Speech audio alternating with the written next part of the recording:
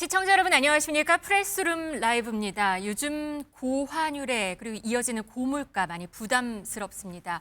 그런데 어제는 국무총리와 한국은행 총재가 이와 관련해서 이례적으로 회동을 했습니다. 이 소식부터 전해드리겠습니다. 오늘 경제라이브는 허준영 서강대 경제학부 교수, 고란 경제전문기자 나왔습니다. 어서 오세요. 안녕하세요. 네, 오늘 원달러 환율 확인해 봤더니 1,469원입니다. 1,460원을 넘어선 게 벌써 한 달째 계속되고 있습니다. 정부는 불고기 총력전인 것 같은데요. 어제 김민석 총리랑 이창용 한은 총재가 만났습니다. 무슨 얘기가 좀 나왔다고 전해집니까? 아무래도 그 외환을 관리하고 있는 거는 한국은행이다 보니까 한국은행 쪽에다가 지금 환율 시장 안정을 위해서 뭔가 당부를 했겠죠. 네. 그런데 사실 한국은행의 그 목적 가운데 하나가 목적이라기보다는 약간 존재가 좀 애매한 존재인데요. 네. 여기가 정부 기관이 아닙니다. 한국은행은 중앙은행은 독립기관입니다. 그렇기 때문에 약간 정부 인사들 그러니까 총리나 아니면은 경제부총리 등과 한 자리에 앉는 것 자체를 상당히 부담스러워하는 경향이 있습니다. 네. 왜냐하면 같은 자리에 앉았을 때는 한국은행의 독립성을 훼손하는 문제가 있고요. 네. 때문에 앞서서는 같은 자리에 앉아서 사진이 찍히거나 이런 모습에 대해서 경계하면서 한은이 기재부 남대문 출장소냐 이런 얘기를 듣는 것에 대해서 상당히 부담감을 느꼈거든요. 네. 그런데 이번 아예 공개적으로 이렇게 모습을 드러냈는데요. 네. 이는 그만큼 정부가 환율 대책에 대해서 신경을 쓰고 있다라는 메시지와 함께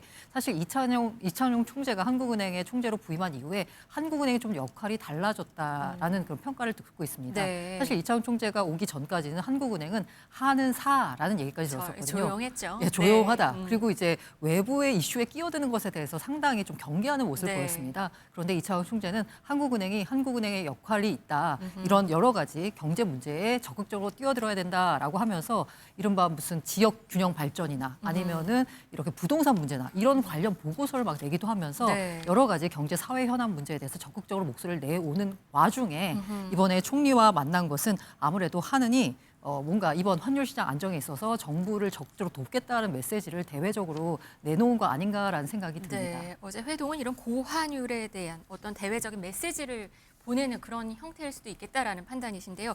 근데 기재부도 좀 이슈가 있었어요. 수출 기업 외환 상황 점검하고 달러를 내놓는 기업에 대해서는 뭐 인센티브를 주겠다. 진짜 환율이 너무 이슈긴 하니까 이렇게 하는데 이래도 되는 건가요? 아니 원래 하는 방법입니다. 네. 그러니까 환율 개입을 하는데 저희는 보통 뭐 외환시장 개입만 한다고 생각을 하는데 그게 아니고 하는 외환결제 전산망에 보면 누가 얼만큼 달러를 바꿨다 다 뜹니다. 그러면 환율이 너무 튀게 되면 네. 이제 뭐 경제 당국에서 그쪽을 찾아갑니다. 그래서 애로 사항이 뭔지 왜 그랬는지 네. 그리고 향후에 또 그런 것들에 대해서 좀 도와줄 건 없는지 일환으로 보시면 되는데 네. 이거 너무 티나게 하면 시장에서는 그 정부가 좀 당황하고 있구나 이런 생각을 자꾸 할 수 있기 때문에 네. 이거 약간 스텔스처럼 하는 것도 중요할 것 스트레스요? 같아요. 눈에 띄지 않게? 네, 중요할 것 같습니다. 그렇군요. 정부는 여하튼 이렇게 고환율을 잡기 위해서 총력전 여러 가지 노력을 하고 있는데요. 또 투자자들 사이에서는 1,500원, 원달러 환율이 1,500원을 넘을 수 있겠다라는 관측이 나오면서 또 환테크를 하는 사람들도 많다고 합니다. 어떤 환테크들이 있는 건가요? 아무래도 투자자들이 인식하기에는 이제 다시 1,300원 시대로 돌아가기는 어렵고 오히려 1,500원 시대가 더 가까워진 만큼 지금 적극적으로 환테크에 나서야 되는 거 아니냐라고 생각을 갖고 계신 것 같습니다. 네. 환테크 방법 여러 가지가 있는데요. 가장 단순한 방법은 그냥 달러를 들고 있는 겁니다. 네. 이렇게- 지금 화면에 나오네. 네, 단순 맞습니다. 달러 보유. 네. 일단 시장에서 가서 달러 사오면 환차익. 보통 이게 이제 환차익이거든요. 네. 그런데 환차 손을 볼 수도 있어요. 환율이 떨어지면 손해를 볼 수도 있지만 향후에 아무래도 환율이 올라갈 거다라고 보기 때문에 일단 달러를 사서 보유하는 거예요. 네. 보유만 하고 있어서 만약에 더 비싼 값에 팔았다라고 해도 세금은 없습니다. 이 두 번째가 달러 예적금이 있는데요. 그냥 들고 있으면 여기서 이자가 안 나오잖아요. 근데 우리가 얼마라도 이렇게 예금에 넣어두면 이자가 나오잖아요. 근데 달러 예금 같은 경우에는 이자가 원화 예금보다 높진 않습니다. 그래도 단 한 푼이라도 붙을 수 있으니까 환차익까지 계산을 하는 네, 거군요. 맞습니다. 네. 여기 그러니까 이자에다가 환차익 또 노려보는 거고요. 네. 달러 보험이 있습니다. 이건 뭐냐면 보험료 납입, 수령 모두 달러로 이루어지는 상품입니다. 그 원화로 보험료를 내잖아요. 그럼 이게 자동으로 달러로 환전이 돼서 적립이 됩니다. 그래서 이율에 따라서 적립금이 늘어나는 구조라서 최근에 이제 부자들 사이에서 달러 보험을 많이 찾는다라고들 하시더라고요. 네. 그리고 이제 네 번째로는 미국 자산에 투자하는 방법입니다. 말이 어려운데 그냥 서학개미 생각하시면 됩니다. 이 서학개미 분들이요, 그 이제 AI 버블론 나오면서 주가가 조정을 받았는데 원화로 환산해 봤더니 가격이 떨어지지도 않았다, 내 평가액이 줄어들지도 않았다라는 말씀들을 많이 하셨는데요. 그 이유가 뭐냐면 주가는 떨어졌지만 환율이 오르면서 이걸 원화로 바꾸니까 오히려 뭐 그냥 별다른 손해를 보지 않은 상황이었습니다. 네. 그래서 이제 앞으로 이제 내년에도 뭔가 주식시장에 대한 강세 전망이, 특히 미국 증시에 대한 강세 전망이 나오고 있잖아요. 이런 상황에서 미국 주가 오르면, 내가 투자한 기업의 주가가 오르면 주가 상승분도 먹을 수 있고, 게다가 여기서 내가 투자한 시점보다 환율이 오르면 환차익까지 먹을 수 있으니까 이렇게 미국 자산에 투자하는 거 거의 붐이다라고 할 수 있을 정도로 많은 투자자들 사이에서 인기를 끌고 있습니다. 그러면 이렇게 환테크라고 해서 달러에다 일단 투자를 하는 거잖아요. 그러면 환율은 더 오를 수 있는 거 아닌가요?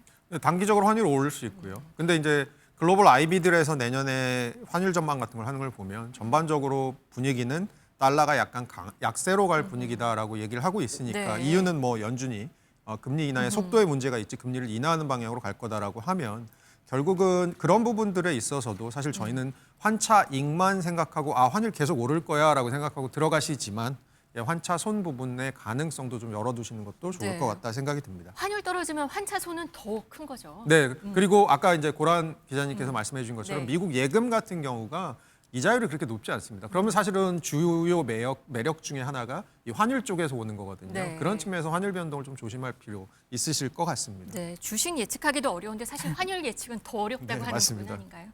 이 와중에 비트코인 말씀 잠깐 드릴게요. 비트코인은 막 급락을 했습니다. 지금 9만 달러까지 떨어졌는데 얼마 전에 JP 모건이 2배까지 다시 오를 수 있다라는 전망을 했습니다. 지금 많이 떨어지긴 했어요. 근데 네. 어떻게 2배가 뛸 것이다라는 전망을 하게 되는 거죠? 아까 9만 달러 선으로 많이 급락했다라고 했었는데요. 네. 더 급락했을 때는 8만 달러 선을 내줄 위기까지 아하. 처하기도 했습니다. 네. 거기 이제 바닥을 찍고 반등해서 올라와서 지금 한 9만 2천 달러 선에서 거래가 되고 있는데요. 네. JP모건이 내년에는 아마 17만 달러까지 갈 수 있다라고 전망을 했습니다. 그러니까 지금보다 한 2배 가까이 오른다라고 볼 수 있는 건데요. 그 이유가 뭐냐면요, 금과 비교한 겁니다. 지금 비트코인은 디지털 금이라는 네. 별칭을 갖고 있잖아요. 이 미국이 돈을 풀고 본격적인 이제 양적 완화 국면에 들어가게 되면 돈이 많이 풀린다는 얘기는 돈값이 싸진다는 얘기고, 그렇게 되면 상대적으로 희소한 자원의 가격은 올라갈 수밖에 없잖아요. 네. 그게 바로 대표적인 게 금이고, 이제 내년에는 비트코인이 금과 비슷한 취급을 받으면서 적정 가치로 판단을 해보건대 금값과 비교해서 비트코인이 17만 달러까지 갈 수 있다라는 건데요. 다만 비트코인이 금처럼 움직인다라는 말을 했었는데 사실 올해 비트코인의 움직임은 사실 나스닥과 더 동조화를 보였습니다. 네. 지금 현재는 위험 자산으로 취급을 받고 있는데 내년에는 JP 모건이 전망하기로는 비트코인은 금과 같은 취급을 받을 거다라는 전제 하에서 17만 달러 전망을 내놨다라고 볼 수 있습니다. 그래도 폭락하면서 그렇게 오르지 않을 가능성, 그런 경고의 목소리도 있는 거죠? 사실 경고의 목소리가 뭐 없잖아 있긴 한데요. 앞서 말씀드린 대로 지난번에 8만 달러가 붕괴될 위험에 처할 정도로 급락했었다는 말씀을 네. 드렸잖아요. 사실 시장에서 대체적인 분위기는 그때가 바닥이 아니었냐라는 얘기들을 많이 나오고 있습니다. 때문에 여기서 더 떨어진다라기보다는 반등 혹은 이제 횡보를 전망하는 전문가들이 훨씬 많긴 합니다. 그래도 변동성이 워낙 큰 맞습니다. 거니까 좀 조심은 하셔야 되지 않을까요? 네, 그리고 내년 미국의 금리 전망 같은 거 해보면 내년 미국의 금리가 어떻게 될지에 대해서 불확실성이 너무 큽니다. 아무래도 비트코인 같은 위험 자산들은 금리 영향을 많이 받기 때문에 그런 점에서 좀 주의하실 부분 있을 것 같습니다. 네.